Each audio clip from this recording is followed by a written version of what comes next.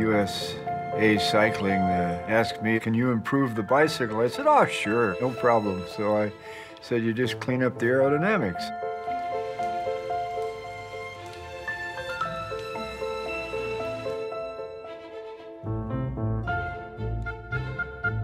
My name is Chester Kyle, and I'm an aerodynamicist and engineer who designs sports equipment. Chester's an interesting man.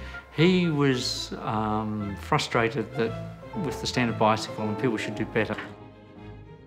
You couldn't tell the difference between the bicycle they used in 1982 and the one that existed in 1896. It changed very little. We had the idea that we could do a better job of designing. We set out to build the best bike. Bicycles are a terrible shape to go fast aerodynamically, and if it doesn't have a smooth surface that's gently curving to flow over, it will cause a large build-up in resistance.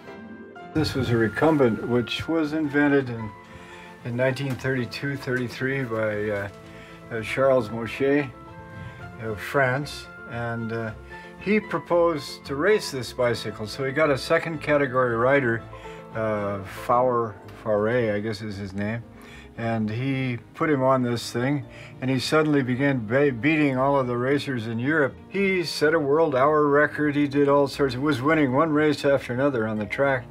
So the UCI got together in 1933, their famous convention, and they ruled that this was not a bicycle. It's a continual competition between the technologist and the designer and the rules maker. You can't divorce yourself from technology. It's myopic. One of the things that they asked me to do was design a bicycle uniform for aerodynamic purposes, where we got rid of all of the bodily contours that we could get rid of. The air flowed smoothly over your head and over your chest, and so it lowered the drag. Well, the minute the UCI saw it, they banned it. As soon as something's banned, you go get the rules, you read it through, don't waste your time protesting. Read the new rules and work out how to do it better. All you have to do is completely work over a bicycle within the rules, and you do away with all of the screws, bolts, washers, bad aerodynamic cross sections. You make everything smooth. And he wasn't prepared to just sit there and say, all right, it's banned, I'll give up. He kept going.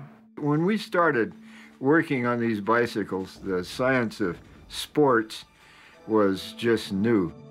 The Germans, East Germans, the Russians, they had created sports science to try to make their athletes and their teams and their competitors the best in the world. It was the Cold War, and it was a very intense time in history. So our program was created to compete with the East Germans and the Russians in Eastern Europe. What is his greatest achievement? Well, I would say that it was the '84 Olympic bicycle. So what we did is we took a normal bicycle and we completely cleaned it up. We had disc wheels, aero frames, we had aero handlebars. And the most incredible feeling I ever had as far as satisfaction and pleasure was watching people win on the bikes that we designed was just an utter, absolute, incredible feeling.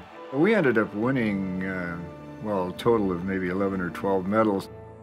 Every part of the modern bicycle, the handlebars, the frame, the wheels, the pedals, the cranks, the sprockets, every part of it is something that we used on racing bicycles for the Olympics in '84 through '96.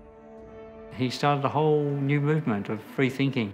It really did change cycling, much like the change from a piston engine aircraft to a jet engine. It was a complete change.